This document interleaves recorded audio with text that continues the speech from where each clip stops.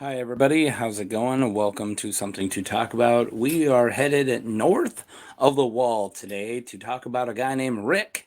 It's not spelled like the normal way to spell Rick, but it still counts. But first, I want to say, hi, welcome to Something to Talk About. My name is Taco, and I scream about a Song of Ice and Fire characters here. Yeah, and we're going north of the wall to talk about a dude with a nickname after his junk, which possibly is true. We'll get to that. Longspear Ryk. We go with Rick or Ryk. It's R-Y-K. Does this look like Rick or Ryk? I don't know. But this is what's going on. So if you wonder why I'm just yelling at you, and if you start watching this and you wonder why I'm not doing any editing, pause that, read that. Welcome if you've never been here before. Welcome back if you pause that to read that. And yeah, let's just jump into it. No? You don't want some Philly D references? All right, Rick. Let's go with Rick. I'm going to say Longspear Ryk. Known as Longspear Ryk is a free folk raider and a member of a Rattleshirt's war band. Rick is a short, homely man with a narrow head. How do you got a narrow head? Like it's like narrow? He actually sounds pretty ugly. It's a good thing he's got a long spear, am I right? Longspear has a friendly demeanor, and according to Tormund, Rick is called Longspear because he is well endowed. Okay. I think I got, yeah. That might just be a Tormund joke, or maybe he's nicknamed after his member size. Who knows? All right, let's just take a pause to talk about Longspear Rick's name, and then we can move on to all the stuff that he does in the Song of Ice and Fire world. So either Tormund, like maybe he just uses a long spear, and everyone started calling him Longspear Ryk because the village that he grew up in, he's just really good with a long spear. And then Tormund meets him and goes, "Is it because of your member?" And then he's cursed. Or maybe he just has a wiffle bat down there and a wiffle ball bat, and then people just started calling him like, "Hey, what's up, Longspear?" He's like, "Oh man, I shouldn't have got drunk and peed too close to the fire. Everybody saw it." Like I don't know. Or maybe he started that nickname because it's not, and he just goes, "The girls call me Longspear," and they're like, or whatever you say, their average spear Rick. All right, let's move past this spear. The Free Folk. The Free Folk are a race of people who live beyond the wall, north in the northern Westeros, right? They are commonly referred to as wildlings everywhere south of the wall, and Free Folk are split into countless cultures, tribes, clans, villages, and raiding parties. Some are reasonably cultured, other savage and hostile. Yeah, you guys know what the Free Folk are. I don't have to tell you. I've covered a few. I've covered Roan the Spearwife. I've covered the Weeper. Covered Sigorn of Fen. It's one of my favorite videos I've done, actually. I love Sigorn. Did I cover other ones?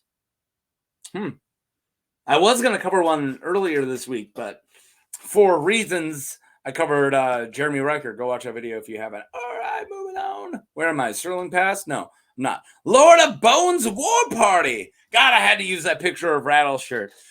Victor Garcia killed it with that picture. It's so good. Rick is from the same village as Ygritte, who thinks of him as a brother, an ugly brother. He broke the arm of Ygritte's first lover after he tried to steal her for a second time. Both of them deemed him as a weak partner for her. So yeah, oops.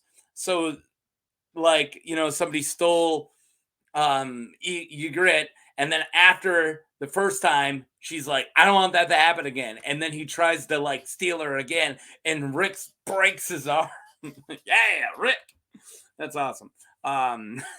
Tiny Rick. All right. Both of them deemed him as a weak partner.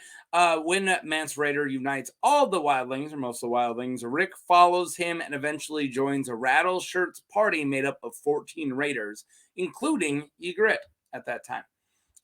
So yeah, I think Ygritte's with him when we meet him. So I'm assuming she joins that small war party at that time, right? Well, was she there?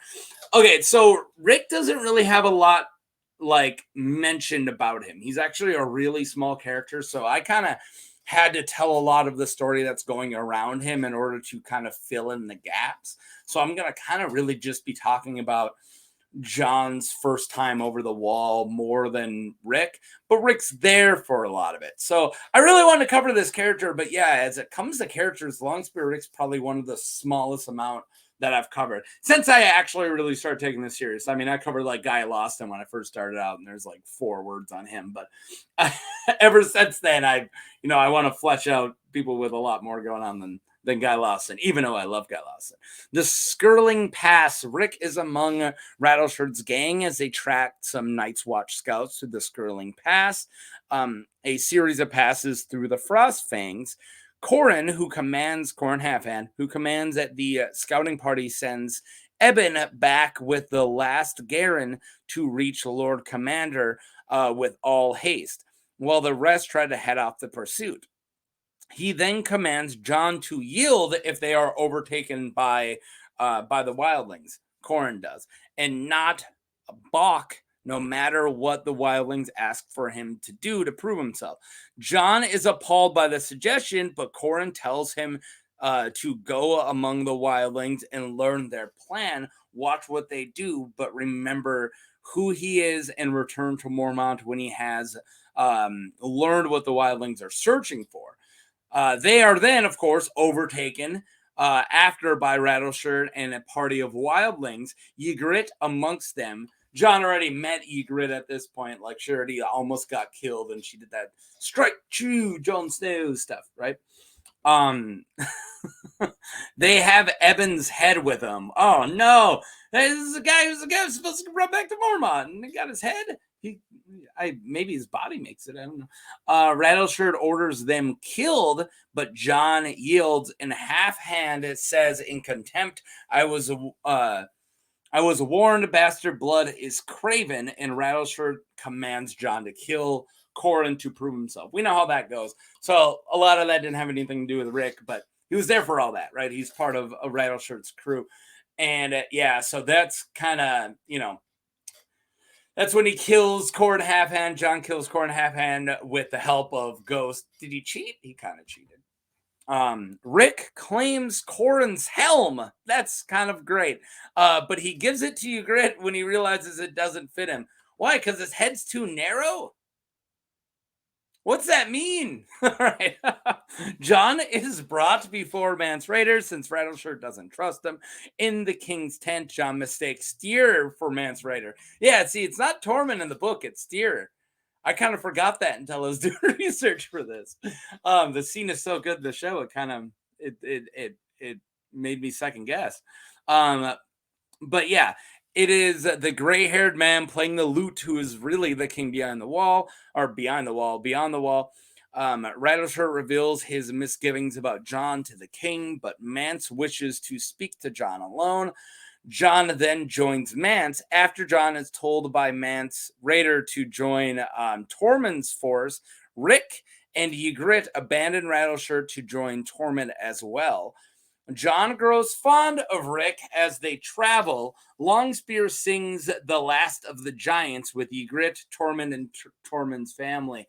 So yeah, he's got a bit of a singing voice. Good old Ryk. There's not too much left. So falling in love. Much later, after Jon scales the wall and then rejoins the Watch, and the battle beneath the wall ensues, during Jon's parley amid Mance's attack on the wall, Tormund informs Jon that Ryk stole his daughter Munda after fighting off his younger sons, Drin and Tormund. Though Munda fought back when he tried to steal her, she later grows fond of Ryk. So Ryk, he went for Munda. It's hard to say Munda without saying from Munda. As in from Munda cheese. And that's really mean to Munda, because she's probably a sweet lady. She doesn't need that honor, but I can't. I'm a child. I can't read Munda without thinking from Munda. All right. So what all did I say? I thought that Ryk actually joined him over the wall, but I couldn't really see anything of that. He's not really mentioned. I always assumed he was part of that war galley, but I guess I need to go back and listen to that entire book because I must have been wrong. But from the chapters I re-listened to write this, he doesn't. So yeah, there's a lot there. But yeah, so there isn't really that much with this guy, but yeah, let's finish the last paragraph. Much later, after Jon has been made Lord Commander, Jon treats with Tormund's Giant's Bane and his 4,000 wildlings that will be allowed to pass the wall, including mammoths and giants. Tormund informs Jon that Ryk has married Munda and that he treats her well. So that's good. I kind of like the young love. That's it. It made me happy. But yeah, so apparently he's treating Tormund's daughter well, and even though he had to like beat up his sons, their culture's interesting. I'm not trying to talk crap about culture, but I don't like it. Ah, man. How'd you meet your husband? He beat up my brothers and beat me up, and then we fell in love. Okay, cool. All right, good old Longspear. So, Longspear Ryk was a suggestion from a viewer named Valerian Fish Scales. Great name. Yeah, so he suggested this a very long time ago, and I think I can even go. I tried to go back into my old comments to find it. It must have been pretty far back, but I think I told him I'll add it to the long list.